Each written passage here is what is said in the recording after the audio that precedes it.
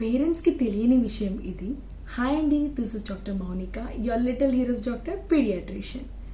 ప్రతి డాక్టర్ దగ్గరికి వచ్చినప్పుడు వాళ్ళ పేరెంట్స్ అడిగే ఫస్ట్ కామన్ క్వశ్చన్ ఇది. డాక్టర్, మా బాబుకి ఏజ్ 15 years or 16 years, మేము పెద్ద డాక్టర్ దగ్గర తీసుకెళ్ళాలా లేదా పీడియాట్రిక్ వాళ్ళ దగ్గరికి తీసుకెళ్ళాలా అని మీ అన్నిటికీ ఆన్సర్ అండి ఇది.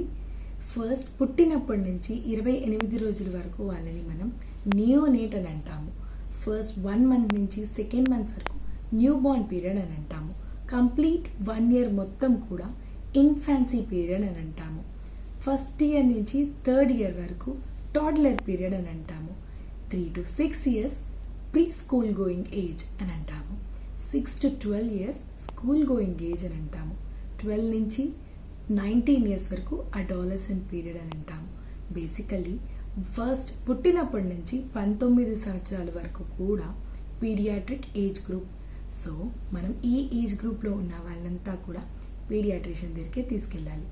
ఎందుకు అని అనుకుంటారేమో, పిల్లల్ని మనం ట్రీట్ చేసే వే, వాళ్ళ ఏజ్, వాళ్ళ వెయిట్ అండ్ హైట్ బట్టి వాళ్ళకి డోసింగ్ అనేది ప్రతి ఒక్కరిలో మారుతూ ఉంటుంది. పెద్దవాళ్ళలాగా సింగిల్ ట్యాబ్లెట్ ఇచ్చో లేకపోతే ఇన్ని ట్యాబ్లెట్స్ ఎన్ని డే వాడో అని ఇవ్వము. సో బేసికలీ మీరు పీడియాట్రిషియన్ దగ్గరికి వెళ్తే correct dosage, correct appropriate treatment అనేది దక్కుద్ది. Thank you.